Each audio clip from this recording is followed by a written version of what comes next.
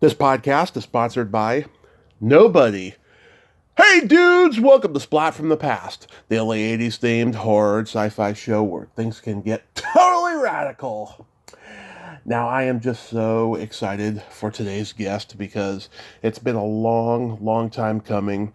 Today I will be talking to the gorgeous, multi-talented actress, singer, dancer, piano player, acting teacher, you name it. She's a Renaissance woman, Gloria Gifford. I have been a huge fan of her since I was a little teeny tiny boy, growing up watching her in 48 Hours, vice versa. This is Spinal Tap, DC Cab, many episodic TV shows like The Love Boat and Give Me a Break, and so many different ones.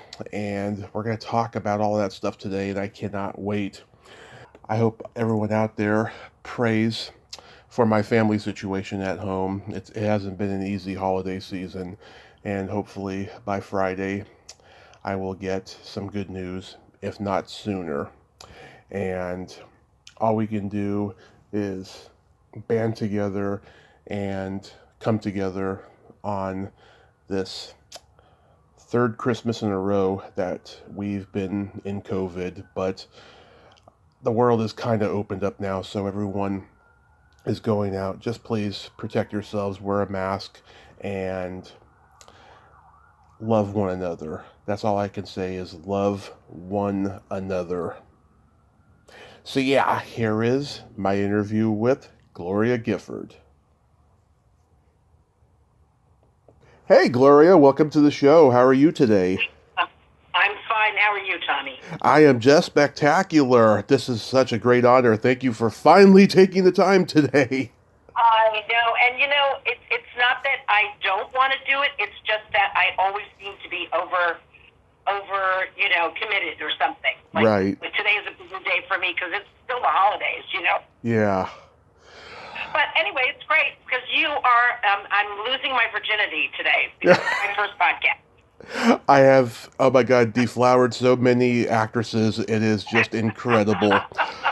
Okay, so you see what I mean? It's like, you're my first. You're the only one I ever said yes to. Woo! Thank you. Okay, I'm going to be gentle, I promise. Okay, thank you. So, going back in time, did you gravitate toward acting early on in your childhood? Well, I grew up in New York. I'm a New Yorker, Mm-hmm. through and through. And in New York, we had late night movies on television late at night, the $1 Million Movie. Mm-hmm. And when I was little, I stayed up, but I watched the movies. Yeah. And I was addicted to. I kept books on them. I looked up their birthdays.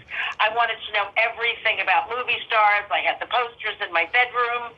And so, yes, I was completely, but I went to all-girls Catholic schools, and we didn't do any plays. We did one. I think I was Mark Antony and Julius Caesar. Mm-hmm. But we didn't do any real productions. And so I didn't really get to do anything in acting until I got to college. Okay. That's what happened. So, yes, when I was in college, the first quarter that I went to college upstate New York, SUNY New Paltz, the first quarter, I got cast as the lead in Lorca's Blood Wedding. And when I finished doing the production, the director who was moving on to Emerson College asked me, he said, "You're really good. I'd like you to take you to Emerson, give you a scholarship." I think, and I went to my speech teacher. I was still a freshman, still a first quarter, second quarter. And she said, "Oh, no, you don't have the personality. You're too sensitive. We'll eat you alive. Forget it." So I listened to her. Of course, if someone can talk you out of acting, then you shouldn't do it. So so I said, "No, okay, fine." And I went to the next thing I was going to do, which was, I was a political science major, and I was going to be a lawyer. And that's what I did all through college. I did little tiny parts in productions, but I never pursued it again. Wow. It took years. Yeah, it took years for me to get back. She talked me out of it, but she was right, because I was really hypersensitive, and it was like, oh my God, I can't handle this. But then when I was married, I got married my college sweetheart, and we got married, and I had a child, and we moved back into Manhattan. And I became a caseworker, a social worker for a little bit, and then I became an executive at Bloomingdale's. I was the first Black executive at Bloomingdale's, even though people sometimes try to forget that, but it was me. And after I was there about 4 years, one day, a man that they had hired as another executive, I was having a problem with something. And he said, Gloria, you don't want to play this game. You should find a game you want to play. And it was like a click in my brain. I went home. I said to my husband, I'm quitting Bloomingdale's, and I'm going to pursue acting. And that's what happened. Yeah. I mean, it was always there. It was just buried. Everyone's got a story like that. Someone in their younger years discouraged them from trying, and then eventually they did it, and they proved them wrong. So I commend you for that. She was right at the time, because if I had I teach a lot of young actors, and some of them come and they're like 19 years old, they're on fire, and I think to myself, I must not have been on fire at that point, Yeah. But after I had done everything else. Everybody says, I'm going to get married. I got married. I had a child. I was an executive. I did all these other things. I thought, this isn't really exciting to me. This is just, my father came to see me once at Bloomingdale's, and he said, Gloria, this doesn't look like a career. It looks like a job. And I think that even though I was excelling and I was doing really well, it just was, I like challenges, so I fought the challenge, I beat it, and then it was like, what's next? But as soon as I went to HB Studios in New York, Herbert Berghoff Studios, where Uta Hagen was the teacher. Right. And I went there, and the very first night that I was there, and I did an improvisation. I was leaving. It was my son's birthday, and I did a birthday party for my son as an improv. And I was leaving. All these younger people said to me, wow, you're really good. And I thought to myself, I am going to do this for the rest of my life. Oh. That's it. And that was when I made that decision, and I never turned back. And 4 years later, I was on Broadway. So it was like, once I think that I say that to anybody about anything. Once you say to yourself, nothing is going to stop me, nothing does stop you. Oh, exactly. And but you have to say it. You have to say it out loud. You have to say it to yourself. You can't say it to other people and let them talk you in or out of anything. It's your own self that you talk to, and you say, okay, that's it. This is it. I found it. I did everything else. I made everybody else happy. Okay, I'm doing this. Yeah. And I've never been unhappy about it. Oh, that's wonderful. Yeah, because I know you also did classical piano and ballet for many years. And how old were you? Yeah, I did. That's right. I played classical piano for 13 years. Mm-hmm.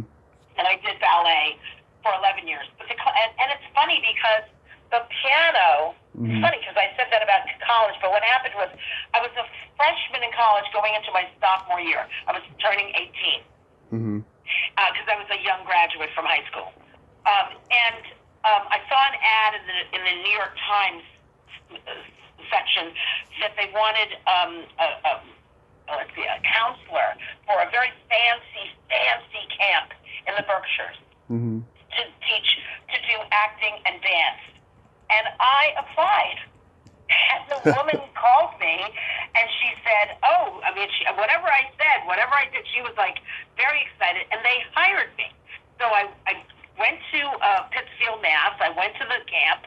It was for all doctors and lawyers' kids. It was really a rich person's camp.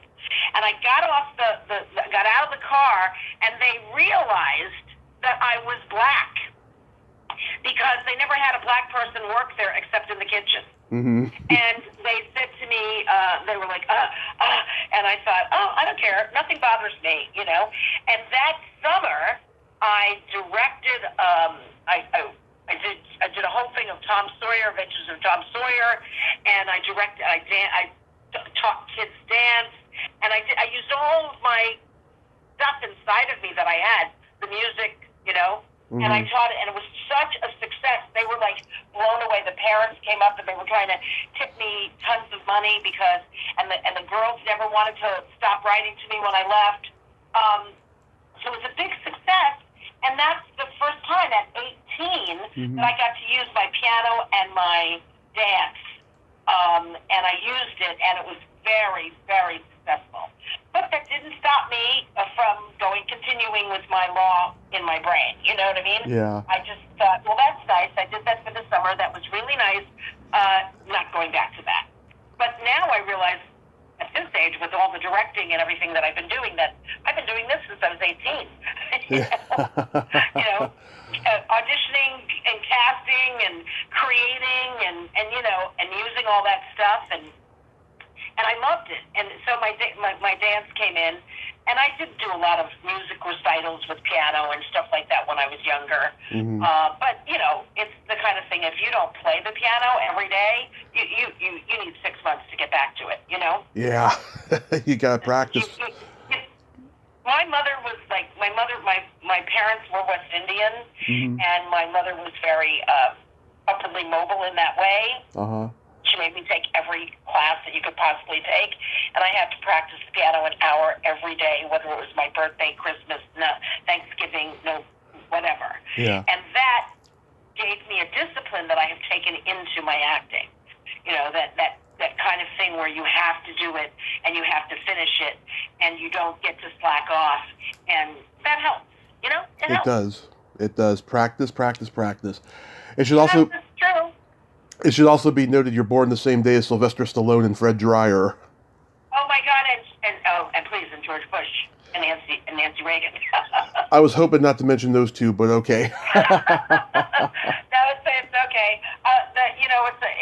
I am, and I have. I worked with Fred Dreyer, and I played his lawyer on Hunter. On Hunter, yeah. And he was just so wonderful to me.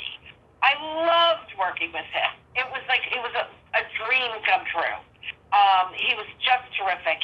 And ironically, yes, we have the same birthday. Stallone I only met through a boyfriend that I was dating for a number of years, Armand Asante. Oh, yeah. Was my boyfriend. And Armand was doing Paradise Alley with Stallone. Right. And he introduced me to him. And Stallone and I didn't like each other immediately. And that was it. Oh. I don't know what it was. We weren't each other's type. I don't know what it was, but, we didn't get along. But Fred, I consider him one of the best people I've ever worked with. Oh, that's great. So when you were at HB Studios, who were your classmates? You're going to hear, it's a very funny story, but one of my classmates was an actress by the name of Diane Abbott, and she brought her boyfriend to audit some of the classes, and his name was Robert De Niro. Yeah. And I remember it because Diane and I didn't look alike. We were in a similar type, Yeah. We were similar in that we were both light-skinned and, we had a little bit of an exotic thing. I think she was sexier looking than I was. But, years later, I had a lot of interaction with Robert De Niro, but it was funny that she was bringing him there, and he was just sitting there watching the classes. He was studying with Stella Adler, so he did not leave Stella to come to HB. I guess that worked out for him. I remember when Diane Abbott was in The King of Comedy with him. I thought she was very talented. Oh yeah, she was. She was beautiful, but and she could sing too. But she got married to him, and she had children, and I guess that kind of dampened her Her career. ambition maybe. Yeah. I don't know. So then, But, that's what happened. what year do you move to LA? The bottom of 1979, after I had I'd been on Broadway in an incredible play that nobody cared about, and then I got discovered, and I ended up doing California Suite, playing Richard Pryor's wife. Yeah. And that was Neil Simon, and that was an extraordinary experience. It was the best. It was like a month in LA. Love that movie. Then I went to Canada to do a play, The Owl and the Pussycat, and then I said, I think I better go to LA. Yeah. So I came in the bottom of 79 and immediately started studying with Milton Castells, who I studied with for 19 years. And that was moved right into Beverly Hills Mm-hmm. in a little apartment for my son and I, and that was the beginning. And Sandra was in your class? Who? Sandra Curry? Sandra, yes, later when we were in the master's, was in the master's class. Because in the first 3 or 4 years, I was in a class on Monday, Wednesday nights. Mm-hmm. You know who was in my class? Who?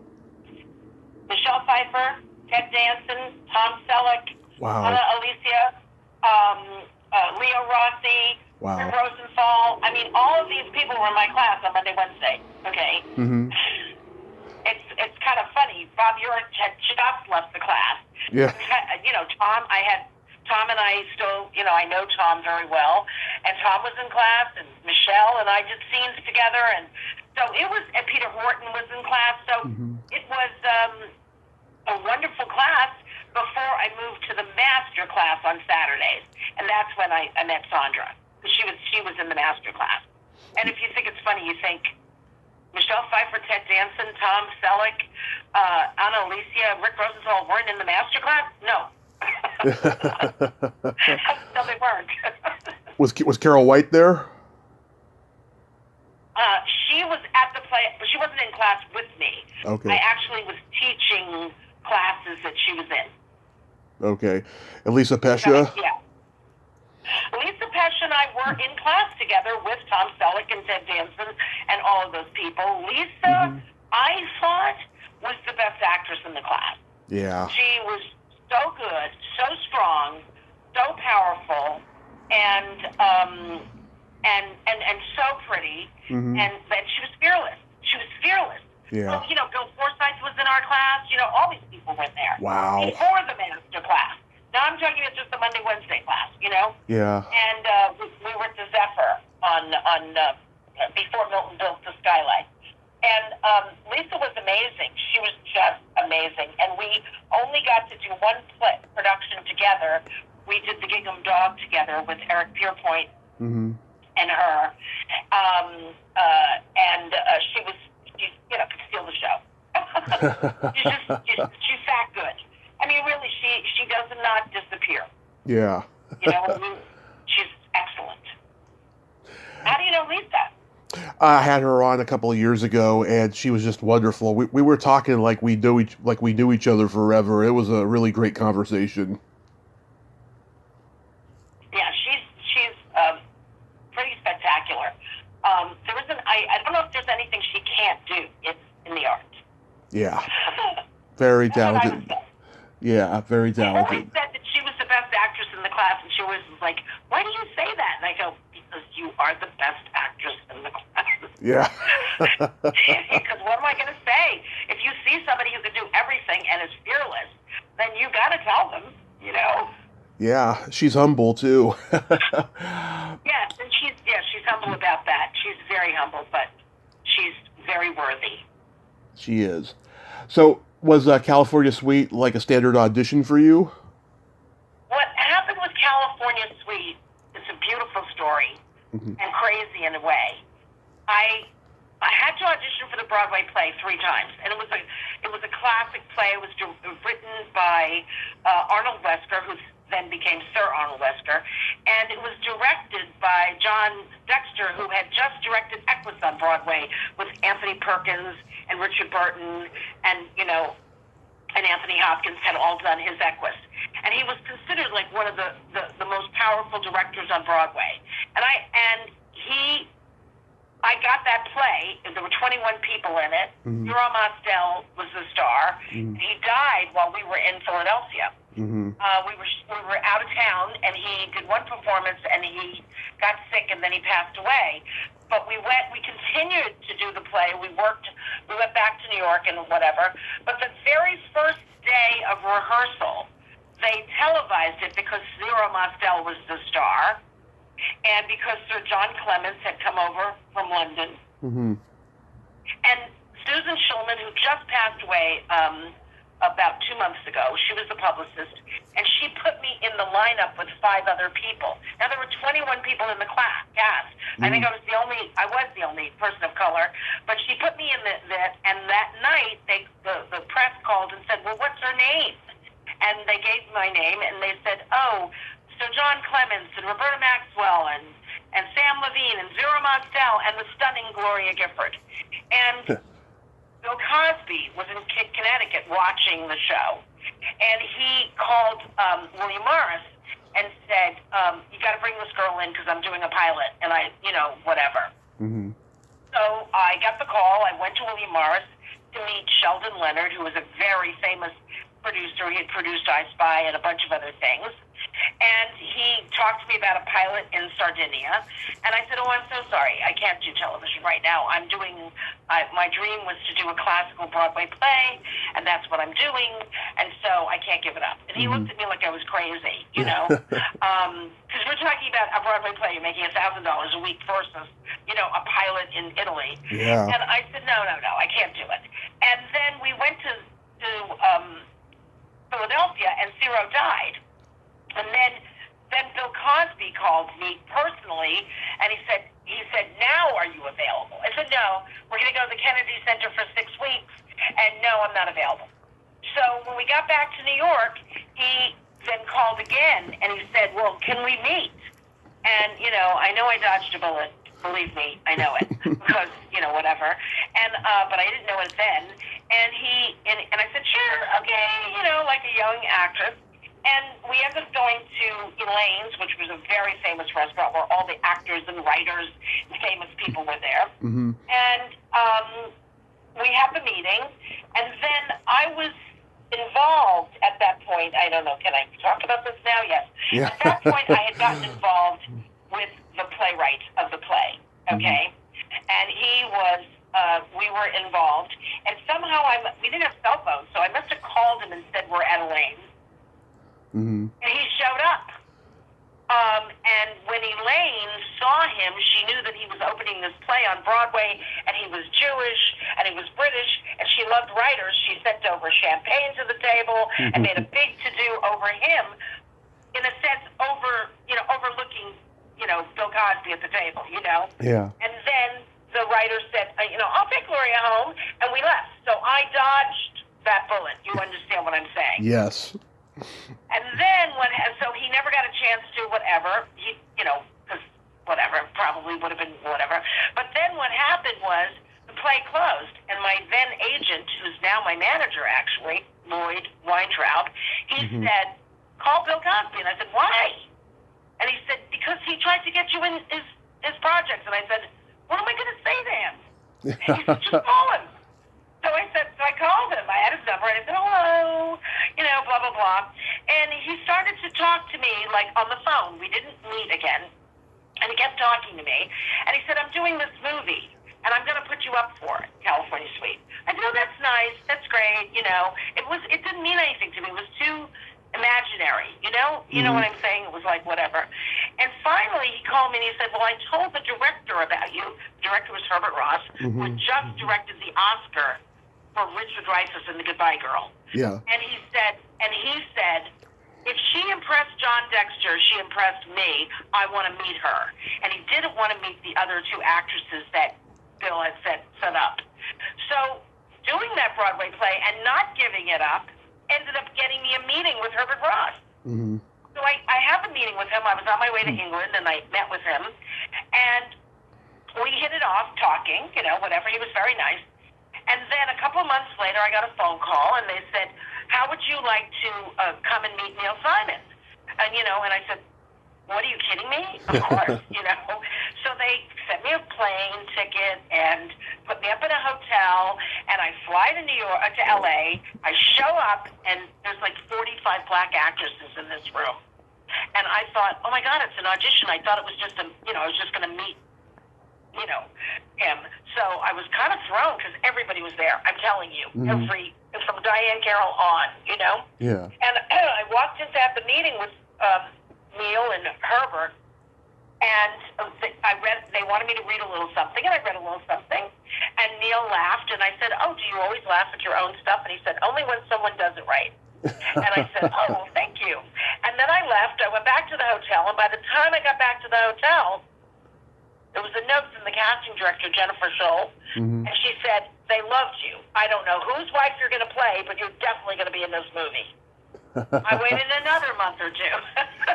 And then finally, yes, I got offered the movie and ended up coming out playing Richard Pryor's wife, and I ended up coming out to LA for a month, staying at the Sheraton Universal. They paid me a lot of money, and I had a driver, and, it was very first class, Yeah. Everything was like top of the line. It was amazing. And I got to meet Jane Fonda, Walter Matthau. I met him the first day. He was a sweetheart. Yeah. And we did this movie, part of it at the Warner Brothers and part at the Beverly Hills Hotel. So that was pretty exciting from somebody who had just, I got my equity card with the Broadway play, and I got my SAG card with the movie. Wow. And, the timing was right. Yeah, it was huge. The timing was right. Yeah. I used to see. Yeah. I used to see this movie on Encore all the time when I was like 8 or 9. And I've always loved it. It must have been just laugh out loud with Pryor and Cosby on set, though. Well, they were fine. Cosby, I don't like to speak ill of him because, a few years ago, Susan Schulman wrote a book about Broadway. And she put in how I got discovered and all this stuff. And then after all the mess came out about him, she called me back and she said, do you want me to take it out of the book? And I said, I don't want to change history. It happened, Yeah. It's like what happened, so whatever. No, he was not nice to me on the set. Richard and I got along fabulously.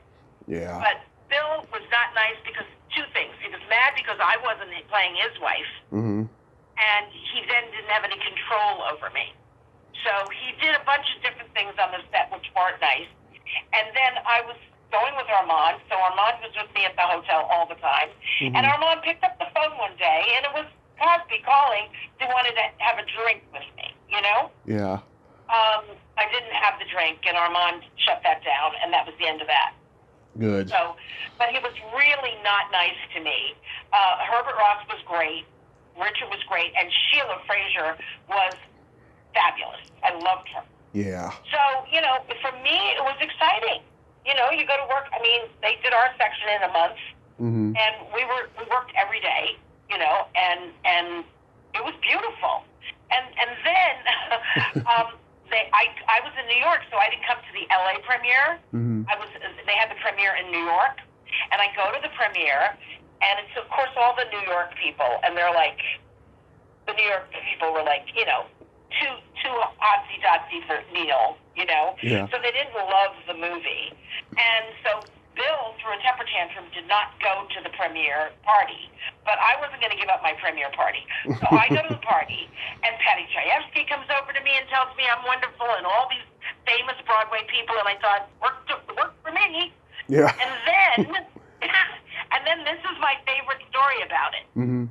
I came back to LA way after the heat was off the movie. How it works in this town is you gotta promote it before it happens. Right. After it happens, it's over. Okay. And a friend of mine was working at the Golden Globes, and she said, "Do you want a job there?" And I said, "Sure." For $10 an hour, I went to work at the Golden Globes. And I'm working, doing all these different things for them. And one day I'm sitting there and they go, "Oh, well, Maggie Smith's up for a Golden Globe, but we don't know. Who should we have if she doesn't show up?" And they said, "Who should we ask?" And I said, "You can ask me." and they said, "Who are you?" And I said, I played Richard Pryor. And they said, "Oh, my God, Gloria, we didn't know. You were working here, as a secretary kind of, you know what I mean?" Yeah. We didn't know. I said, "Of course you can accept it if she wins." Well, the joke of it is she did win. And she won, it was like shared with Ellen Burstyn. So I walked out on the stage and gave the speech that I had made up in my head. And Ellen Burstyn put her arm around me and said, "We have to take all our pictures together," which was very loving. Yeah.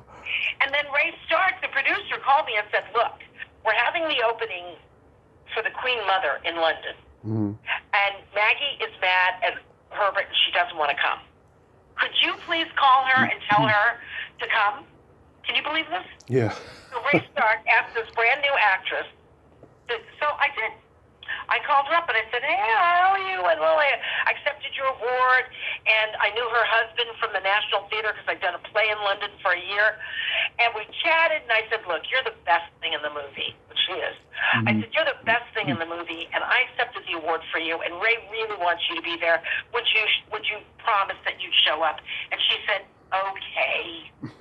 So Ray sent me this telegram thanking me and said to me, look, Gloria, we're not taking any of the co-stars over, but if you get there, you're going to be in everything. So I had friends. I went to London. I sat on the dais with her and Ray Stark. I went to the premiere for The Queen Mother. I had a British agent who was one of the most famous agents in London because I had such strong representation in New York. And the movie started to open, and everybody started laughing, and my agent turned to me and he goes, Gloria, you're mad. It's marvelous. And we went to the party at Regine's. Yeah. I sat with Alan Alda, and Alan Alda turned to me and he said, Gloria, am I wrong or did we get better? To the movie, and I said, I don't know what happened, but I know that in England they loved it.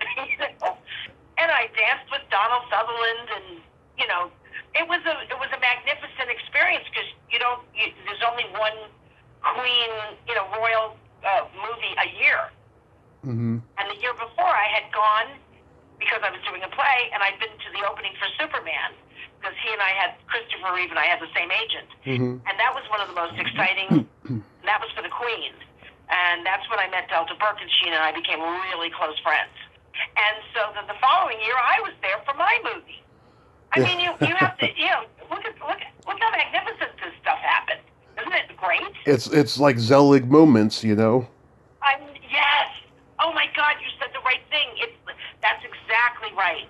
And every time, I remember. I mean, all the people that I met, David Jansen and Alan Alda was like so loving to me, and all these people. And I came back and was in Milton's class with all these potentially superstars, which they became. Yeah, it's incredible. It is incredible, and I've been very fortunate. I have so many incredible stories in my life about so many people. I'm so lucky. I was telling my students the other day when I was teaching in Milan, because one of my former students at the Playhouse opened an acting school in Milan in 2007. And he asked me to come there and be, the premier teacher. And I was teaching there, and late at night, I was eating in a restaurant with two of the students, like 3 o'clock in the morning, and Kobe Bryant was there. And Kobe Bryant recognizes me, comes over, introduces himself to me at the table, and the two male students I was with almost had a heart attack. Wow. Because, they were like, oh my God, it's Kobe Bryant, oh my God, he's talking to you. And I didn't really know anything about basketball, so I didn't really know that much. But I was very pleased that this superstar took the time out of his meal to come over and introduce himself to me, which I thought was very loving and very and it gave me major cred with those Italian actors. They were like, wow. So I was very lucky, and while I was in Milan, I did direct on national television. I directed actors on national television. I had an incredible time. I've been a very, very, very fortunate actor because every single thing that I get involved with, it turns out to be, something fabulous. Not because of me, but I'm a part of, like you said, it's a Zelig thing. Do you know what I mean? Exactly. Exactly. Yeah, I'm not the person that is why it happens, but I'm 100% in the mix. Then you guest. Sorry. Then you guest starred on The Incredible Hulk. Bill Bixby was a close friend of my great aunt's. I think that was my first. It could have been Quincy or it could have been Incredible Hulk. Yeah. The Incredible Hulk, Bill Bixby. Yeah, his son had just died. Yeah. He was very unhappy, but he was very kind to me, and I think that takes a lot to shoot a television show and be kind to some green actress. when you're going through what you were going through. But it was quite an experience. And I am so glad that I was a part of that. That's an iconic television show. And it was lucky for me that I got that guest star. I don't know if you've ever seen it, but it's hilarious. I remember it. Yeah. Also, Penny Peiser was in that. I've talked to her. She's great. Yeah. Yes, she was lovely, lovely. All those women were very nice. It was my first time really doing television in Los Angeles, and so it meant a lot. It was like a big deal. And Bill Bixby was really sweet, and I'm very happy I had that experience with him. Yeah, my great aunt, she was the head of craft services at the Hilton in San Francisco, and she met a lot of famous people, and Bill Bixby would go through there, and she got to know him for a lot of years until he passed. So yeah, and she said he was nice. She said, yeah, just an absolute sweetheart. Yeah, he sat down with me, he talked to me, and his son, it came up about his son, mm-hmm. and he said to me, Gloria, you can't even imagine what this feels like. And, I had a little son at that point, and I thought, no, I can't imagine it. And you're right, it's a club that, if you're in it, only you know what it feels like. It's mm-hmm. too horrible. And, but he was generous with his time and with his acting, and I'm grateful for that, very grateful for that. Yeah. You're my fourth guest from Halloween 2. I've talked... Who have you seen from Halloween 2? Lance. I've talked to Jeff Kramer. I've talked to Kim Gottlieb, the still photographer. And I'm sure, like them, you're just shocked at the impact that this series has had all these years later. Yeah, Lance and I have actually talked about that. And by the way, thank God for Kim, because those pictures that she took were fabulous. Yeah. And we were very lucky to have her. But Lance and I have talked about it. How the hell did that happen? Yeah. I mean, it might have been one of his first movies. It was my second movie. Yeah. And a completely different experience than a Warner Brothers spectacular. Yeah. With low budget. And, but I think Rick Rosenthal was brilliant, because when he went to his acting class and brought in all these people from his acting class to audition for Deborah, and we ended up getting in the movie. No one could have ever imagined that we'd be still making money from that movie 35 years later or whatever, Yeah. I mean, you go to the conventions, people dress up like you, and it's all, and you think, and they're not that your age, they're young, so it keeps going. Yeah, I mean this sincerely, Gloria. I think you were one of the sexiest nurses I've ever seen. Because Thank you. We had to work hard. Because I'll tell you, I spent 5 months in the hospital from a car crash, and I didn't have any nurses. 2015, and I didn't have any nurses that came close to being as sexy as you in this movie. So I just had to get that out there. When's your birthday, Tommy? When's your birthday? It's actually 30 days before yours. It's June 6th. Oh, you're a Gemini. Oh, yeah. Well, I always say to people, my first husband was a Gemini. That's what I always say. He was nice. He was a good person. But that was crazy, because what happened is Rick brought me in to play the head nurse, and they said, no, she's too young. And then Rick said, well, what if I make the girls, or the nurses are a little bit younger than her, then it'll work. The joke is, I didn't look that much older than them, when I got it. And I got it, and when I went down to hair and makeup, it still said 55-year-old. I was supposed to be a 55-year-old crusty, grumpy white woman, And when I showed up in hair and makeup, they said, "Oh no, you're not playing Mrs. Alves." And I said, "No, I am." Yeah. They were like, "How did she get this part?" Well, Rick brought me in and to audition twice, and I ended up getting it, and I was lucky to get it then, because it ended up being iconic. Yeah. More people know about that movie than anything else. Yeah, you had a pretty easy death. I mean, Lance found you with your blood drained, and he slips on it. I always, it's so funny, because it's like, yes, the only thing about that was once you were on the gurney and the blood was on the floor, somebody went to lunch and left me there, okay? Oh, yeah. I could not go to the bathroom. I could not get up, and I was like, what is going on here? Yeah. But I didn't have to get choked or knocked to the ground or all the things those other actresses had to go through. Mm-hmm. And everybody was really nice. Ford Rainey was really nice. It was an easy shoot. Mm-hmm. I love Jamie Lee, and I worked with her again because I worked with her. The Dorothy Stratton story, right? Right, Yeah. exactly. And she is, over the years, we've met again at some of the conventions. Yeah. I don't go to all of them. I go to one every 4 or 5 years. Uh-huh. Boy, talk about a person who is gracious. Yeah. And really knows how to take care of her fans and really treats everybody with golden gloves. I mean, Jamie Lee could teach a course in how to be a star because she really knows how to do that, Yeah. Oh, there's a video. There's a video on YouTube of her doing a panel at a convention. Very rare, by the way. She doesn't do them that often either. And that's what I mean. I think I was at that one. Yeah. Yeah, that's the one where she's like in the middle of an anecdote, and then some people outside are talking loudly, and she goes out there and says, "Shut the fuck up! I'm in the middle of an anecdote," and then goes and sit back down. She's a real person. There's nothing fake about her. No. Nothing fake, nothing phony. Okay. Yeah. But I've been lucky because most of I haven't had a lot of bad experiences. I've mostly had good experiences.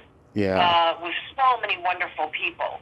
I've been fortunate, and that's great. Because I just did that Abbott Elementary last year, and nobody knew it was going to be the phenomena it's become. Mm-hmm. And that little girl, she is genius, and she treated everybody like gold, and she had to think about she was a producer, a writer, and an actress on the show. Yeah. That's a lot. Yeah. She was great.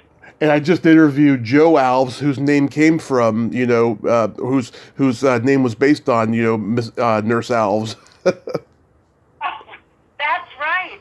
That's right. They made that up from him. Yes, because he created the shark in Jaws. Oh, I didn't know that. Oh, yeah. And he was just about to direct Jaws 3 when this movie was being made. Wow. Yeah. So he was Spielberg's man. He was Spielberg's man, and he was Carpenter's man. He also worked with him on Escape from New York and Starman, and I think something else. Yeah.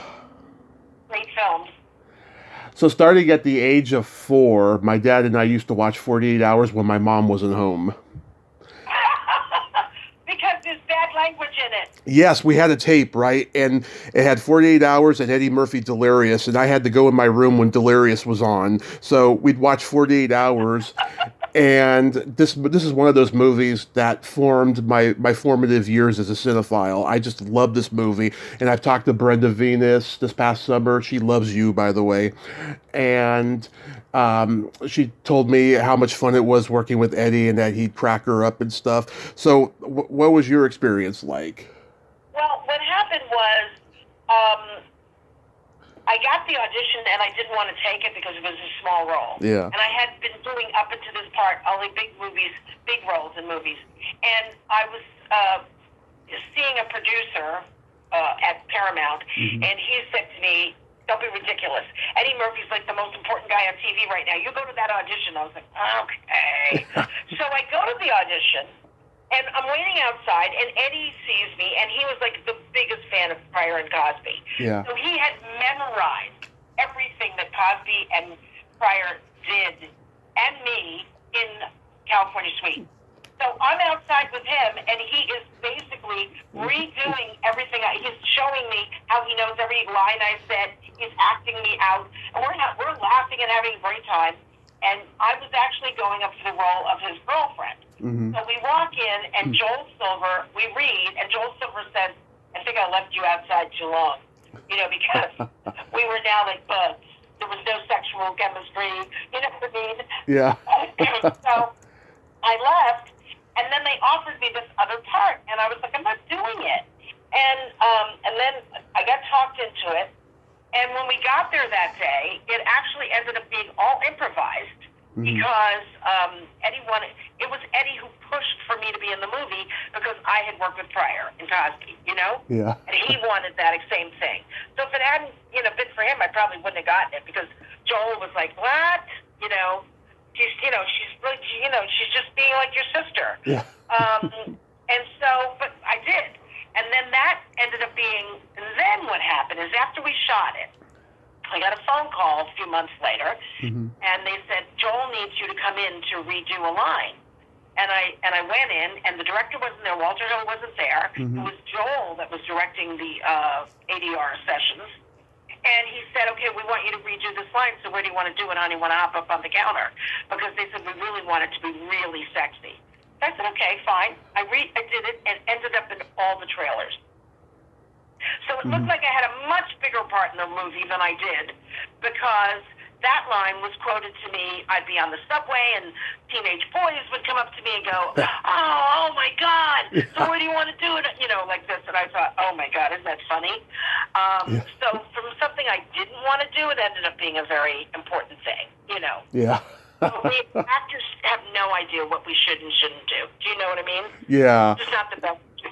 And Eddie's classic line, the city is overrun with unlawful carnal knowledge.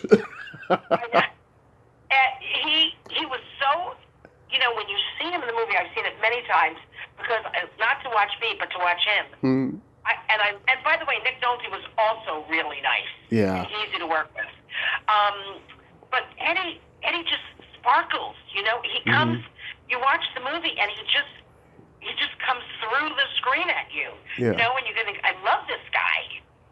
Yeah, his first movie. He's 21 years old. He's a star from Saturday Night Live, and just, the sky was the limit. He just went all out, and, look at him now. I mean, he's still, a popular entertainer. Oh, yeah, he's now the icon that he was, you know what I mean? He's supplanted, and there would be no Chris Rock and all these guys. I mean, Eddie is the guy. Yeah. So, but he was, I mean, we were going in the elevator at one point, and I knew, I said to him, he was teasing me about something, and I said, well, I'm going to be on the cover of TV Guide, and he said, what? No, not before me. And I said, oh yeah, before you. And it was a lie. I was kidding. And he, just because his ambition was intense. Yeah. And I think you have to have that. You have to have that intense ambition in order to achieve what all the things. And I gave George Clooney his first job. Oh yeah. Well, which one was? Which one was that? It was a play. It was a play, and my boyfriend at the time had written it, and I was producing it, and I was starring in it. And my son was a teenager, and Miguel Ferrer was directing it. Miguel and Rosemary Clooney's son, Jose Ferrer's son, and Miguel and I were all friends from that Monday-Wednesday class, that same Monday-Wednesday class with all those people. Yeah. And he said, my cousin George is coming to town, Gloria, can we please put him in the play? And I said, I don't know, let me meet him, let me see. So we met, and I liked him, and I said, okay, I'll give him a shot, he can do it. And recently, one of my students was working at Chateau Marmont, and George was there in the last few years, and he said to him, Gloria Gifford, and he said, oh, yeah, she gave me my first job. So he didn't forget that either, Yeah. Because I could have said, no, Miguel, this little kid is coming here. He wasn't a kid. He was like in his early 20s. And I said, but he was very nice. And I thought, okay, great. He can be in the play. And turns out, who knew? Talk about one of the biggest stars in the world. That's him.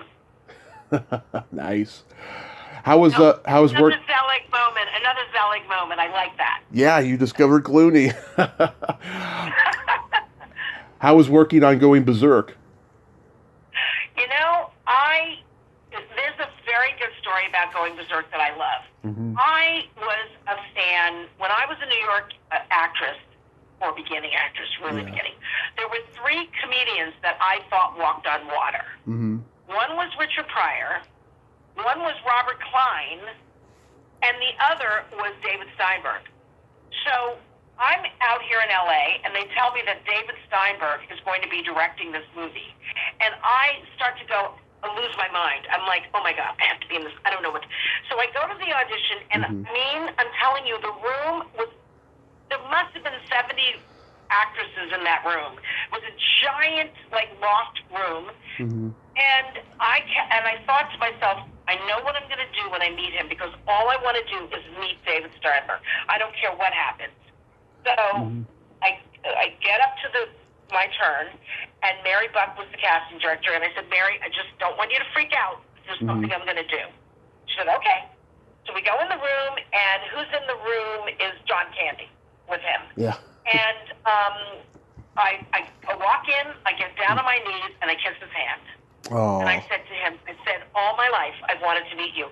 Well, he got very flustered, and he said, excuse me, and he left the room, and John Candy almost wet his pants laughing because I put David didn't know what to do. And then I read with John, and then I booked the movie. So then we go to do it, and I'm working with Ernie Hudson, another one who was fabulous. Yeah. And we're doing it, but it was all improvised, the entire movie. You know, what happened was we came in the morning, and John Candy and Ernie and David Steinberg and some other people were in a trailer, and they're writing what we're going to say in the scene. Mm-hmm. So we go in and we do the scene, and then David says to me and Ernie, he goes, could you two figure out what you want to say in this moment and go outside and figure it out and come back? So we go out, we figure it out, we come back, we write we say all this funny stuff. It's still in the movie. You know, it was just improv really off our heads. And then, we had to do the sexual stuff, like making all these sex noises and all this other stuff. And Ernie was such a gentleman. He said to me, I hope you don't mind. I might get aroused, but don't feel offended by it. And I said, God, yeah, okay. Yeah. And so we did it, and the next day I got a big bouquet of flowers from John Candy. And that was such a loving thing to do. He did that stuff, yeah. Yeah, that's what he was known for. He was like a sweetheart to the sweetheart. And then they called me in because we had to redo the sex stuff for something, but I had to do it by myself. Mm-hmm. So then I did it by myself. Then they called me in a couple of months later, and they had to do it for TV. And I said, "Are you guys making party records? What's going on here? I keep showing up, getting paid to make, to do this stuff." But years later, David Steinberg was so great to me. Mm-hmm. He did something really amazing, and I really hope, it's the podcast, and I don't know how many people will know this, but right after we did this movie, David Steinberg was hired. He knew Michael Nesmith from the Monkees. Right. And Michael Nesmith was doing a show for NBC, a comedy skit. Oh, yeah, television parts. Right. Right. Yes. And he asked David to do his famous routine. David had a famous routine about meeting this beautiful black model, and he asked her where she lived. She lived like 100 Millionth Street in Harlem, And he asked me to play opposite him. And I played opposite him. We shot it. NBC refused to put it on because it was interracial. And so it never got shot. But I got to meet Mike Nesmith and Sid Caesar, and I got to do it. And I was very... So then years later, when David had his show where he was interviewing comedians and all these people, he showed the scene from Going Berserk, and so he said he thought it was the best scene in the movie. I think the next scene is the best scene in the movie, but I'm not in. But he was very loving, and I got paid again. So that's been a movie that has kept coming back for me, in many ways. Yeah. I was very fortunate, and I love David Steinberg, and I love John Candy, and Ernie Hudson, who never stops working. Jesus, he's done everything. It's one of the first Christmas cards I get every year is from him and his wife. They're just good people, Yeah. Oh, my God. Yeah, we lost Candy too soon. Yeah, we lost Candy too soon, and we just lost Irene Cara, who you worked with in DC Cab. Yeah, and Irene she came to my house for my Christmas parties, and she was a very sweet girl, very, very lovely girl. I don't know what happened there. Yeah. Because she, was super talented and exciting, and people really loved her. I don't know what happened, Yeah, she just, after 5 years, she was gone. I know. She made a lot of money off her Flash Dance and her Fame song. Yeah. She made a lot of money off of that. And that money keeps going. She didn't write it, but she sang it, and there's still a lot of money, to come from that. Yeah. I remember reading what Chris Christopherson said. He wrote 2 songs, Me and Bobby McGee, and Help Me Make It Through the Night. And he said he didn't have to work for the rest of his life from the money he made off those songs. Yeah. But yet he did. I mean, Chris Christopherson is always working. Yeah. Of course, but I'm just saying, the money you make when you write a song that everybody records, forget it, Yeah. Yeah, one of my dreams that I haven't fulfilled yet. So DC Cab was fun to do? DC Cab was 3 months of insanity, and I have to tell you that I just ran into Marsha a couple of months ago at a restaurant, and we were talking about this again. It was wild, they hired all these stand-up comics and 2 bodybuilders, and Joel Schumacher, the director, Joel had us for 3 weeks before we started shooting. We were doing improvisations where they were writing down what we were saying, and that became the movie. They sold the movie without a real script. Yeah. I've had that happen like 4 or 5 times already now. You know what I mean? And so then we improvised and everything like that. It was all these comedians who really weren't actors, and they were just crazy. And when we got to Washington, D.C., I had to take my name off so that nobody knew what room I was in the hotel, because they were partying loud and crazy and wild all night long. Wow. It was that kind of thing. In fact, the crew even, and they were always like, the guys were always making, I was playing like the sexy girl in it, so the guys were always making all these, like, crazy sexual stuff and everything. And the crew came to me and they said, "Gee, you're really strong. I don't know, how do you put up with this?" And I thought, I'm not a teenager. It's like I'm a grown woman now. And thank God I came into the business as a grown woman. So nothing that happened to me was going to, plunge me into despair. Right. So it was a tough shoot, but I loved Mr. T, and he and I spent a lot of time talking together, and he was a very nice person. Gary Busey was insane, of course. Max Gale was a really nice person, too. I played his girlfriend. Ann DeSalvo and I had worked together, and not worked, we had an audition I love her. in New York. Yeah. Well, it's funny. We both auditioned for something, and it was an improv thing, and we went back 4 or 5 times. She got it, I didn't. And years later, not like 5, 6 years later, I'm in L.A., and Christopher Durang comes up to me at the opening night of a play, and he goes, "Do you remember me? You auditioned for me for my project?"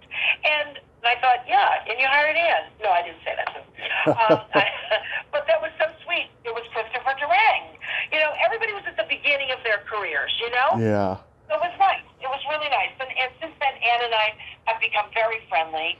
And, at one point she was going to come and teach for me. So, she's done all kinds of wild stuff. But it was a very interesting shoot. That's all I can tell you. It was 3 months of, are you kidding me? What is happening every day? Yeah, Jill Sholin told me it was a crazy shoot. Yeah, it was. And the thing of it is like, I was always with the cab drivers. So I was always with she was working mostly with Adam Baldwin, but I was with all the crazy people. And Joel would say, "Action," and everybody would get up and run, and they'd actually push you out of the way. Yeah. And oh, God, it was that kind of thing. But it was good memories, and everybody was young and happy. And I've seen Bill Maher since, Yeah. And, he always has a lot to say, because that was a big thing for him, Yeah.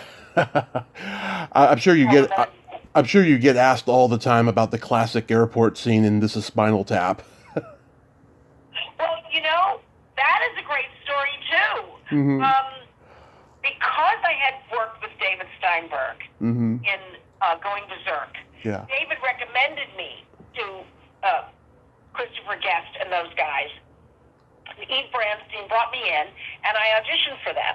And then they said, "Okay, well, now we're going to send you to Rob Reiner." And I said, "Okay." And I go to meet Rob Reiner. This is a true story. Okay. And he looks at me and he says, "I'm not interested in a Vogue model." and I said to him, "Well, does this character have to wear slacks? And he said, yes.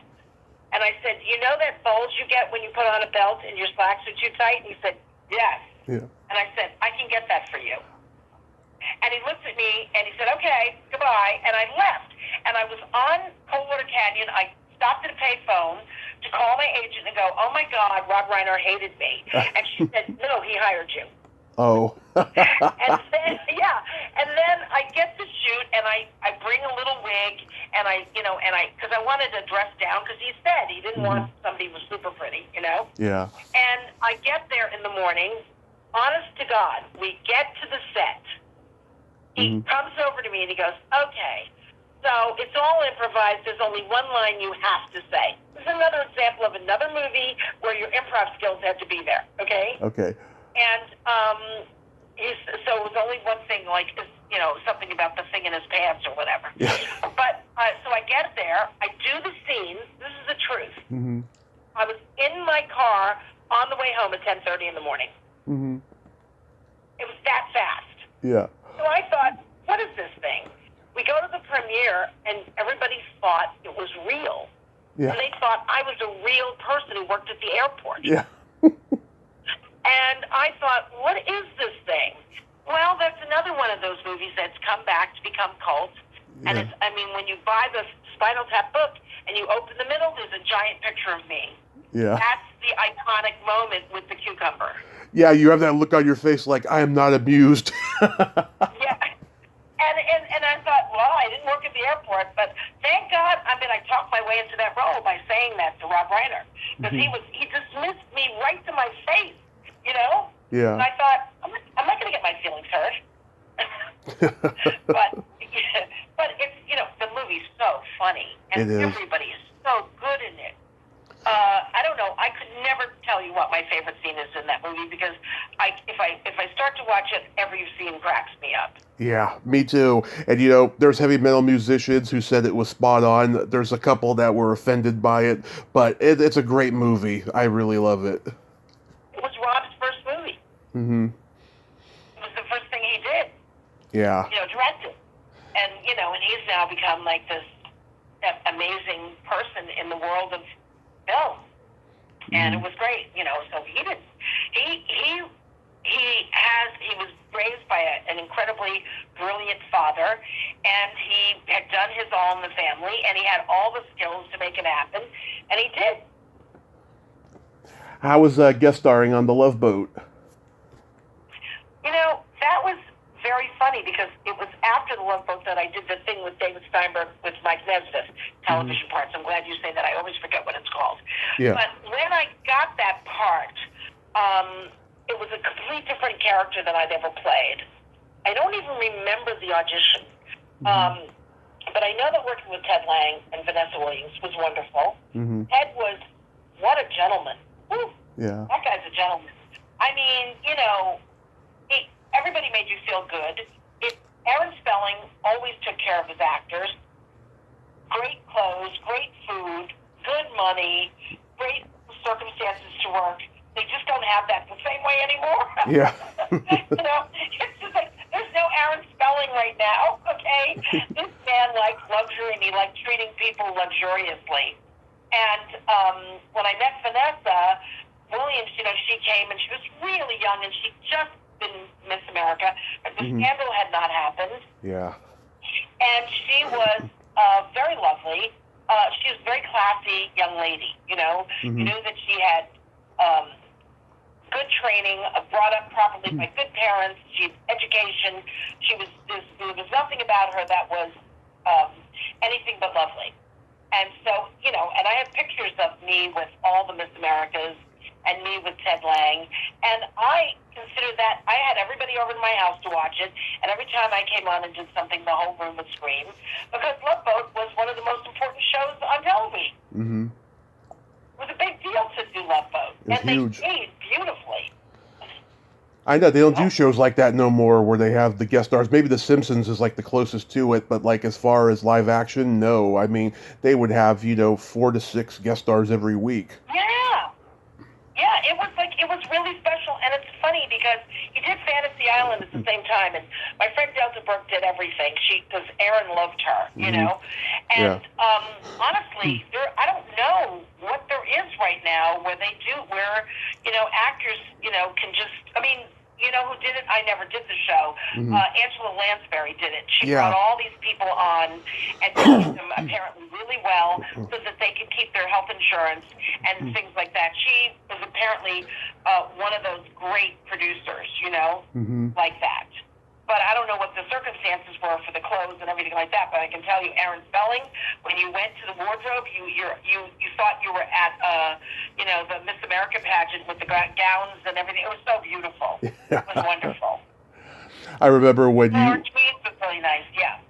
Yeah, I remember when you were on Give Me a Break, and you're like making Nell jealous. Like you're making all these, innuendos, and she's just responding with, Well, I had done a pilot with the executive producers of Give Me a Break, and the pilot I did with Deborah Pratt. She and I played sisters. Oh yeah. She is now the executive producer, creator of Quantum Leap. Right.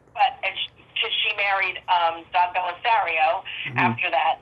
But Deborah and I played sisters with Greg Malavy and Patrick Cronin on that show. Love Greg. And after the show was over, they offered me to give me a break, which was really nice. And let me tell you, Thelma Hopkins and Nell had a reputation for not liking really pretty girls. Yeah. I don't know where the reputation came from because she treated me like I was her sister. Oh. She was. I had seen her in Ain't Misbehavin' on Broadway twice. Okay, I paid to see that twice, so I was a big fan. I was like, maybe I was very fan. I don't know what I was like, but I'm sure I told her because I was proud of her. And that's when Thelma and I became friends from that show. And honestly, she treated me like gold. Oh. And I said, I don't know where they came from that she's going to treat people. And she made it so easy to play the part, because she was really terrific. She was a really terrific person. Another person who died way too young. Yeah. Oh, that was awful. How about Big Trouble? Well, there's a story of how I got that job. These are stories. You're right. Now that you said Zelig, I'm thinking to myself, my life has been very exciting, okay? I can't tell you that I've had an average ordinary. It has not been average and ordinary. I was studying with Milton Katselas, and I had gone into audition for the movie. Yeah. And I thought, Andrew Bergman, he loved me, and I thought, I'm going to get this job. This is my job. And I didn't get it. He gave it to Thelma Hopkins. So and then something happened. They were removing Andrew Bergman from directing, and Cassavetes was coming on, and probably because of Peter Falk. And they said, Thelma's now not available, so they need someone to take over this role. So I went to my teacher, Milton, and I said, you said you're friends with John Cassavetes. I was very bold. And I said, could you please call him and tell him that, give me a recommendation? I didn't go to him. I sent him a letter. And he didn't answer me. And then I kept going on. And finally, my manager called and said, Gloria, I think they're going to see girls this weekend. And I said, yeah, well, I have tickets to New York, and I got to go to New York. So he said, don't go. Don't get on the plane. Don't get on the plane. And I said, I have to go. There's stuff I have to do. And you don't have a real appointment for me yet. So I called the Playhouse, and I left a message for Milton, and I said, look, very aggressive. I was just a student, okay? I said, he has 600 students, and I go, please, if you were going to do anything, would you do it? So I get on the plane, I go to New York. I get to my apartment in New York, there's a message for me from my manager. Gloria, get back on the plane, you got the part. I said, what? Apparently, Milton called and said to Cassavetes, I don't know what this part is, but Gloria's a sensational actress. So if you need somebody like her, you should take her. Cassavetes said, fine, canceled all the auditions, gave me the job. I ended up flying. I flew back right away. I was not in New York for like 5 hours. I flew back right away. I get to the set to work, and Peter Falk and Alan Arkin are going, Gloria's a New York actress. And I was. But I had been out in L.A. by this time, like 7 or 8 years, But I had just flown in from New New York, but they kept saying, she's from New York. And they were so excited that they got this New York actress to be in the movie. It was funny because it was ridiculous. And Beverly D'Angelo was very nice. Everybody was really nice. And Cassavetes was a sweetheart. And later when I had to go back and do the ADR on the movie, it was great to work with him again. And it was his last movie that he ever directed. Yeah, which is crazy. He was very sick. You could see he had the belly of the liver thing. Yeah. But he was very kind. And Alan Arkin, they were so easy. You know what I mean? These guys, when you work with these people who are like super pros, they don't make your life terrible. As long as you're a professional and you know what you're doing, they make it better for you, to work. So I was very pleased to do that and to have that experience. When I went to the wrap party, I took my son, and my son was all dressed up in his heavy metal stuff, and I walked in, and they were a little cool to me, and I thought, what's wrong? And finally, Peter Falk came over to me, and he goes, well, you brought your boyfriend. I said, that's not my boyfriend. I said, that's my son, and I would never date anybody who looked like that. Yeah. And I was like, and they said, oh, they thought, he's got this, I thought, oh my God, this is terrible. But they were really nice to me, so I no bad stories. I have to search my brain for a bad story. No, I love that you're having good recollections here. Then you were in one of my favorite Christmas movies, Vice Versa. I talked to that was I loved doing Vice Versa. Yeah. And those two, the guys who produced that, Ian LaFrennay and Dick Clement, they were so nice to me that a few years later, I ran into Dick Clement in L.A., and he said, oh, Gloria, we wrote a part for you on the Tracy Ullman show. And I said, oh, yeah, sure. I didn't believe him. But then I did. I got to work with, they wrote this part for me on Tracy Takes On, and I ended up working with Tracy for 3 seasons. Mm-hmm. Because they, and playing a Jamaican woman, and using my Jamaican accent, and that was because the producers of Vice Versa, and I met Richie Kind, and he and I, stayed friends from that, and he's great. Yeah, and there was so many. That was another movie where a lot of Second City people were in it in tiny roles. Yeah. Just kept working. Yeah. The newer Second Jane City Lynch people. Was an extra. Oh, Jane Lynch was an extra, and I remember talking to her and everything. She was an extra. Can you believe that? Wow. Did you see her years later and she remembered that? No, I've never seen her since. Mm-hmm. I've never seen her. This is how our business is. You know what I mean? I've never seen her since. Because Dana Carvey was an extra in Halloween too. Oh yes, he was. And I got to talk to I spent time talking to Dana on that movie. He always pretend he never did it, but he did. Yeah. But Jane was an extra. Because I remember they got all these comedy guys from to be in the movie. Yeah. He was a British director, and he was a really nice person. Judge was having his problems, but at the premiere party, the editor of the movie was David Garfield, who was John Garfield's son. Mm-hmm. And he came up to me and he said, he was complimenting me, and I said, no, I'm complimenting you because I got reviews from this movie because of the way you edited it, Because he kept ending on me with my close-ups and my reactions and my do whatever, and Fred Savage, oh my God, he was a sweetheart. Yeah. He said to the directors, I have the phone calls with Gloria. Can I please do them? They said, you don't have to, Fred. He goes, I want to. Yeah. I said, okay. And then later, when his family moved to Los Angeles, they wanted to have lunch with me, and we all went out. And they were very, very kind and very sweet, the whole family. Vice Versa was a very interesting experience for me across the board. I was very happy doing that movie. Yeah, oh God, I've watched it, since I was 6. I've always loved it. I love your line, after Fred Savage yells at you on the phone, you say, that was Marshall's kid. The little prick sounds just like his father. Exactly. And Fred really wrote the lines with me, so. Yeah.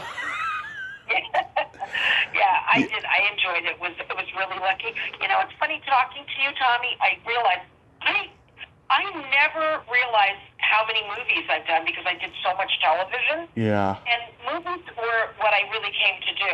Yeah. I mean, television is great. I'd love to be on a series, believe me. But Yeah. I always resisted being on a series because I loved doing my movies. Right. And as we're talking about them, I just love all these movies that I was fortunate to be a part of. Mm-hmm. And, you know, I love doing movies. Love it. Yeah, well, a couple years ago, I talked to Corinne. She said she was, I think she was slightly uncomfortable that she almost had to kiss Fred Savage, you know, in the movie and stuff. But she's great. I loved her. She's great. Yeah, she's in the iconic Friends episode too. Right. There's an iconic Friends episode that she did that, you know. She's had a really nice. She and Jill was very young when we did, DC Cat. Yeah. Like a baby. Yeah, that was, I think, her first movie. Yeah. Oh, was it? I think okay. so. She was very sweet. Yeah, she still is. She has not changed. In fact, I texted her the other day because I want to send her a Christmas card. I'm yet to hear back, so... I remember when you were on Life Goes On, I always loved that principal character you played because she was very protective of Corky and also very hard on him at the same time. How did you get cast in that, and what was that experience like? Okay, you want another experience? Okay, this is a funny one. I was doing and no matter what Pam Grier says, it was me. I did the very first Frankie and Johnny and the Claire de Lune play that was all black. Okay, I get cast Sheldon Epps, who ran the Pasadena Playhouse for many years and is a Broadway director, cast me in it, and I went to Philadelphia to do the play. And I was doing the play, and Rick Rosenthal was going to be directing Life Goes On, and he suggested to them that they wait for me to come back before they cast the principal. So I got back, and I kind of came in on the second round, and Michael Braverman, who was like, the best producer ever on television, he really liked me, and he said to the casting director he wanted to bring me back for like a kind of like a chemistry thing. But she didn't really know me. I'm not saying her name because she and I then became very good friends. She didn't really know me, and she told my agent, well, it's not really a callback. And they're really worried that Gloria doesn't have enough authority, okay? So my agent tells me that, and I just come from doing this play, and I've been doing 8 performances a week and everything, and I cursed him out, and I was like, don't ever tell an actor it's not a callback. If they're bringing me back, it's a callback. Don't make me feel like it's nothing. It's a whatever. So I go back, and I walk in the room with a little bit of a chip and an attitude, and I do the reading, and I'm starting to leave, and I say to Michael Braverman, was that enough authority for you or something? And he kind of looks at me like, where'd that come from, you know? But I book it, right? I book it, and then I go to another audition, and this other actress says to me, oh, I heard that you got the movie because you got the series because you knew the director. I said, you know that directors on TV have no power, okay? They have no power. All he can do is make sure I got in the room. He can't give me the job, you know? There's no way. So I start to do it, and the first day we're shooting, Patti LuPone goes to the executive producer, and she says, this girl's too pretty. She can't play the role. I don't know why you picked her. And she tears me a new asshole with that. And Michael Braverman, who was a Scorpio, said, back up. You know, she's doing it. Well, I did it for like 3 or 4 years. I think we were like the 3rd or 4th year, and we're waiting to shoot. And Patty and Gene Reynolds, the director, the guy who was one of the creators of MASH, was the director, and I knew him because I had taught his son, and also he was in the master class with Milton. We're sitting there, and Patty goes, I just never thought you were right for this role because you just have you don't have this like black thing, and I couldn't believe this, and I said to her, I'm West Indies, okay? So in our world, we don't say baby and your mama because we don't have the South, all right? That's not how we talk. And Gene got very uncomfortable. He said, oh, that's true, Patty. That's he was like trying to fix it. But I thought, I'm going to choke you to death. What the hell are you doing? No wonder she never liked me.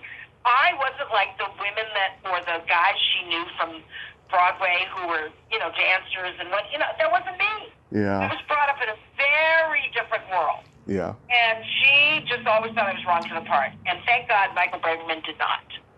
So I actually got it because Rick suggested me, but I got cast by Michael Braverman. And was very, and I always said about Corky, I said he was the best leading man I ever had. Oh. Because when you were on the set, okay, let's say I arrived and he saw me a block away practically, he'd say, "Hey, good looking," and he'd make you feel like $1 million. And then when I was mean to him on this, one time I did a scene, I was mean, and then when they said cut, the crew went, "Oh, boo," like that. Yeah. And he turned to them and he said, "She's just doing her job." Yeah. And I thought, oh, I could just hug you to death. That's so cute. So kind.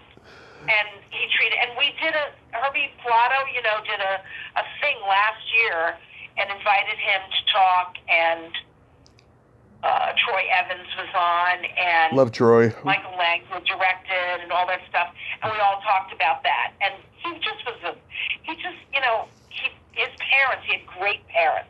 Yeah. His father had been a cop, and his parents were like this good Irish New York people, Yeah. And they just brought him up with so much love that all he was love. Yeah. So, when I have to be mean to him, I do it, and then, he didn't care, because he knew I was just acting. Mm-hmm. he was, I loved working on Life Goes On. Yeah. I loved it. Michael was an extremely generous executive producer, and he treated everybody like they were part of a family, and, you got jackets and parties, and, he really, really was a loving guy. So it was a great experience, and I'm glad I got to do it. Love it. So how long has the Gloria Gifford Conservatory been around? Probably since officially 1999. That's a long time. Mm-hmm. And Max Greenfield was one of my students for 4 years. Mm-hmm. Max was, terrific. You're talking about a guy who anything you asked him to do, he'd say, "Okay." And I'm not surprised that he's had the career he's had, because he had flunked out of Syracuse University, and his father was a CFO at Warner Brothers Records. Mm-hmm. And I had a Warner Brothers recording contract, and I was recommended to him from the other CFO who had given me the Warner Brothers recording contract. Mm-hmm. And I was singing, and Diane Warren was writing songs. I mean, I was very lucky, because that all happened when I was in my late 50s, and that never happens to anybody in their 50s, Yes. But that's how I met Max, and Max came to study with me, and he was fabulous. And Carlos Bernard, who was on 24, mm-hmm. As a regular, and he's now a big TV director. He was one of my students. And, I just had a lot of different people that I've been fortunate to teach that have gone on to have some pretty damn great careers, Yeah. Do you get a satisfaction teaching that you don't get when you're acting? It's very different. I love acting, and I love, like I said, put me on a movie set, and you have just taken me to heaven, okay? Yeah. I say it all the time to my students. I go, I am so happy doing movies. You cannot believe how happy I am. TV's a little faster and it's a little harder, but it's still great. Mm-hmm. But movies are, fantastic. But teaching and directing, because I won 2 NAACP awards for directing in the last 7 or 8 years, directing Shakespeare with music. Mm-hmm. And I was very lucky to win those awards, because that's a big deal. And I love creating an environment where actors can have a career and learn. And when they break through, it's very satisfying. It's a beautiful feeling. I mean, this last weekend we had 3 different sets of people doing a scene from a play that I think I might produce and direct. And these actors just blew me away. And 3 of the actors, the 3 male actors were on that stage. Mm-hmm. All had just in the last year been the lead in a low budget movie as the love interest. All of them. Mm-hmm. Two of them were TV movies that Paul Ruddy cast, and one was a movie called Frank and Penelope that my student Billy Budnich starred in. But Chris Jones, Keith Walker, and Billy Budnich still doing their scenes in class while starring in these movies. Makes you feel really good, you know? Yeah. I have a girl right now who's just done 200 episodes on Days of Our Lives. She's a regular, and she's still in class. I know. I see your daily postings, of this person, that person booking their first job, and just how proud of them you are. That's just great. I'm glad. Well, they work. They're working. All these people are working. One of my students is in Boston right now, starring in a movie, and these people have been with me for years. Yeah. It's not 10 years, 12 years, and their work, and it's starting to happen. They're breaking through, and good stuff is happening for them. The guys are all just coming into their, when guys get to their early 30s, that's when they can be leading men, and that's what they're playing. Absolutely. They're playing the love interest to all these different people, Mm-hmm. So, I hope it just continues and continues for them. It's very exciting to see it. And directing the Shakespeare, I love directing. I'm doing a new Shakespeare in the beginning of the year. Nice. I'm not saying what it is yet, but because I haven't announced it to my class. But we're going to be doing another one. And I put music in, and it rocks the world. Just changes everything. That's very exciting. It's fun. It's a lot of because I always double cast so that people, if they book a job, they can just go do the damn job and not worry about the play. Yeah, that is. Really, because. Go ahead. Yeah, you don't want people to be in a play and think, I can't take the job or I'm going to hurt everybody because I have to leave the play. No, go ahead, go. Take that job, Yeah. As a working actress, my feeling about actors working is that they should be working. I don't want professional students. I want students who, when I was in the master class, I was in class with people like Tony Danza. Doris Roberts was in class for like 25 years. She won 3 Emmys while she was coming to class every Saturday morning. She just was like, and that's what Milton created an environment. Actor Jamie Cromwell was in class where people could just work out because what they were doing for money was maybe not using everything they wanted to do. Right. But you could, like Jeffrey Tambor, all these people, so you could, so if you wanted to do, Shakespeare, you could do that in class, but no one was hiring you to do that on the outside, Yes, absolutely. So that's the environment I like to create for my students. Come here and work on Hudson Roof because, that's not what you're doing when you're doing this movie, Mm-hmm.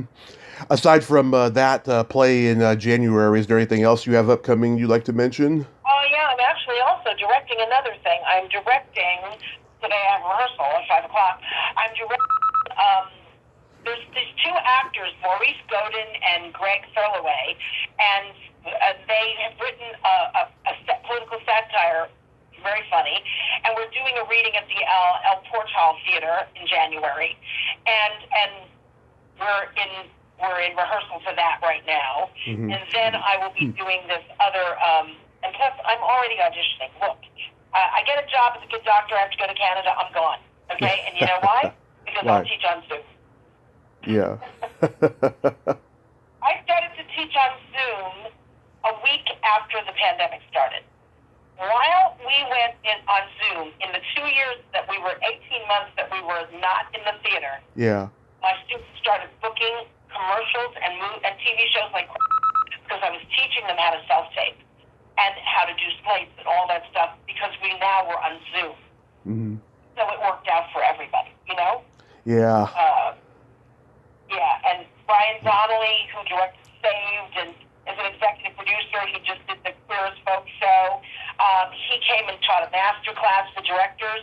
He'd been my student because I taught at AFI for 6 years. In the master's program.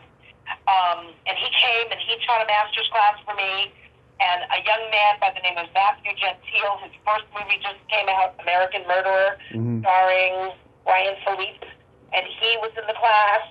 So, we continue making all these, just creating and being creative, because I think that's the key to everything. That's what keeps you alive. Absolutely. Yeah, and that's it. And you're so, this is a great thing that you've done with this podcast, interviewing all these actors and giving other actors a chance to see that you can have a long career and not a little short burst, Yeah. And that's how I feel doing Abbott Elementary and How I Met Your Father and these different things right now. And people are going, wow, you're still acting. I said, I'm still auditioning all the time. Yes, I'm expecting to go to do The Good Doctor in Canada. I'm waiting for that job. I just auditioned for it twice. I am waiting for that job. So I'm just like every other actor out there. Oh, I gave my self-tape and it was New Amsterdam, and then they called and they said, is she really a yes. That's it. And, because it's a great life, Tommy. It's a really great life, do you think you were going to be an actor or a journalist or a writer, or what did you want to do with your life? I wanted to do it all, acting, writing. I did stand-up comedy for 10 years in San Francisco, and then just pre-pandemic, I just got tired of all the bullshit backstage, so I just said goodbye for now. Not forever, but just for now. That's right. You're a Gemini. They stay young. They keep their youth for a long time. Right. So anytime you decide that you want to go back and go for it, go ahead. The doors will open for you just because you want it to. Absolutely. You will. Absolutely. And because when you look back on your life, you want to look back on not that you didn't follow your dream, but that you did. If you wanted to open a bakery or you wanted to open, a bar or whatever, that you did it. If it didn't stay for 20 years, it only stayed for 3, at least you did it, Yeah. I read this that's pretty much, I read this article 15 years ago. People who have deep innie belly buttons tend to live longer, and they have much more healthier lives. And I believe that, because I do have a deep innie. That's funny, and I hope I don't have to quote you on that. Yeah. Oh, you can. Do you have an innie or an outie? I have an innie. Okay. But that is really funny. But it's being Hollywood is so different than New York. Yeah. But the world has opened up now, and people from all over the world can audition for jobs. I mean, when I was doing How I Met Your Father, there was a British guy on there, and I said to him, how'd you get the job? He said, Gloria, I was outside of London, not doing what I wanted to do, and I got the audition and I made the self-tape, and the next thing he knows, he's sitting on the lot, at Paramount, shooting a TV series. Mm-hmm. And that's what's happened now with self-tapes. Yeah. It's opened it up to everybody, and all kinds of people are getting shot. Right. Great thing. So if you read all these stories, I mean, this kid who did Michael Jackson on Broadway, his manager sent it in and said, you got to see this kid, and that's how he ended up, and he won a Tony. I mean, it's like that wasn't possible, unfortunately, before the pandemic. You weren't living the self-tape life, but now it has opened the door for a lot of people. And people are going to get shots that they didn't get before. So if you hear of anything, just make a self-tape and get it to them. You never know. Absolutely. You never know. Real quick, Gloria, I got a couple jokes for you. Okay. Besides the outie, okay. It's Christmas time. Why did Frosty the Snowman have a smile on his face? I don't know. Why? He saw the snowblower.